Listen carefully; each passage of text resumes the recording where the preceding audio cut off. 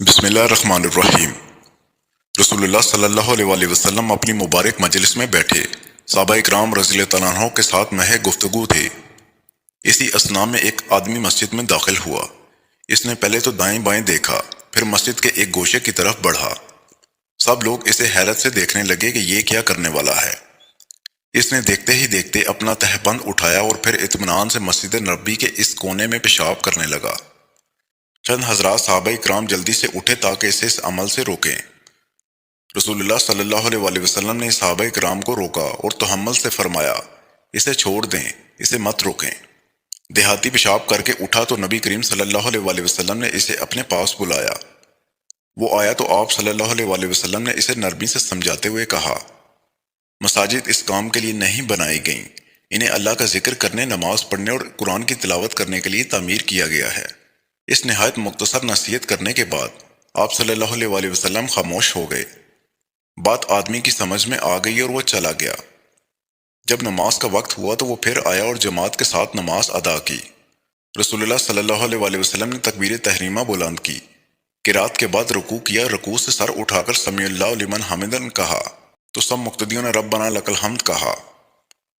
دیہاتی نے بھی یہ الفاظ کہے، لیکن اس نے مزید ان الفاظ کا اضافہ کر دیا، اے اللہ مجھ پر اور محمد صلی اللہ علیہ وآلہ وسلم پر رحم کر اور ہمارے ساتھ اور کسی پر رحم نہ کر۔ نبی کریم صلی اللہ علیہ وآلہ وسلم نے اس کے یہ الفاظ سن لیے۔ نماز مکمل ہوئی تو آپ صلی اللہ علیہ وآلہ وسلم لوگوں کی طرف دیکھا اور ان الفاظ کے متعلق دریافت کیا کہ وہ کون تھا جس نے یہ الفاظ کہے۔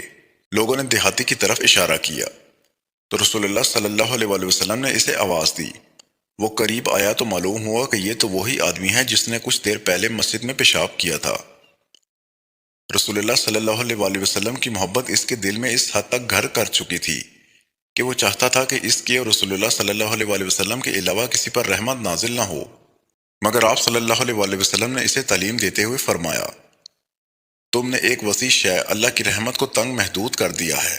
اس دیہاتی کے ساتھ رسول اللہ صلی اللہ علیہ وآلہ وسلم کے حسن سلوک کی وجہ سے اس کا دل آپ کی محبت سے بھر گیا۔ وجہ صرف یہ تھی کہ آپ صلی اللہ علیہ وآلہ وسلم نے اس کی کلید شخص کا سراغ پا لیا تھا۔ آپ صلی اللہ علیہ وآلہ وسلم جانتے تھے کہ اس سے کیا برتاؤ کرنا ہے۔ وہ ایک دیہاتی تھا جو دیہات سے آیا تھا۔ علم کے لحاظ سے وہ ابو بکر اور عمر یا معاذ اور عمار رضی اللہ عنہ کا ہمسر نہیں تھا، چنانچہ اس کا مواخذہ بھی اس کی شخصیت اور اس کے مبلغ علم کے مطابق کرنا چاہیے تھا۔ الارض ہر انسان کی شخصی کلید کا سوراخ لگا کر اس کے دل کے دروازے کھولے جا سکتے ہیں، اس کی محبت اور توجہ حاصل کی جا سکتی ہے اور اسے متاثر کیا جا سکتا ہے۔ اس لیے اپنے آس پاس ہنستے بستے لوگوں کی کلید شخصی کا پتہ لگائیں اور اسی کی بنیاد پر ان سے تعامل اور باہمی میل جول کے طریقے طے کریں۔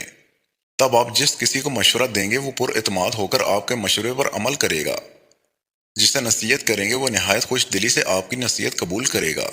آپ بات کریں گے تو آپ کی بات گوش پر آواز ہو کر سنی جائے گی، لیکن یہ کلید آپ کو بھی میسر آئے گی جب آپ لوگوں کی شخصیات اور ان کے طباع کا گہری نظر سے جائزہ لیں گے۔